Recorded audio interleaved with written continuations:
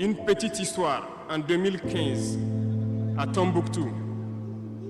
Lorsque nous avons rencontré, j'étais chargé de la sécurité donc de la plateforme aéroportière.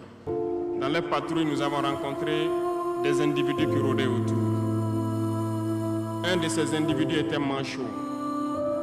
Je lui ai fait comprendre que c'était dangereux de rôder autour de la base parce qu'ils peuvent se faire tuer.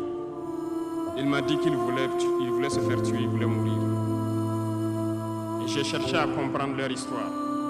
Certains étaient fous, d'autres étaient normaux, mais ils cherchaient à mourir à cause du terrorisme.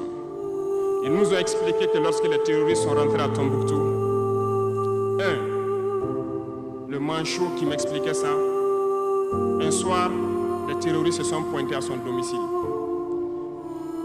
Ont voulu violer sa femme devant lui. Il s'est opposé. Ils sont repartis.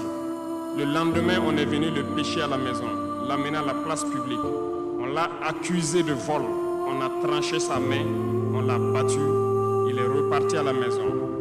Son fils, qui avait 16 ans, qui s'occupait de sa main, ils sont revenus. Ils ont violé la femme. Ils ont enlevé son fils. Ils ont continué à violer sa femme pendant des jours, jusqu'à ce que la femme se suicide. Et ils ont amené son fils, il n'a plus retrouvé son fils. Et lui, il préfère mourir. Voilà pourquoi il marche autour le jour qu'une sentinelle va lui tirer dessus. Ça lui fera plaisir. D'autres ont connu le même sort.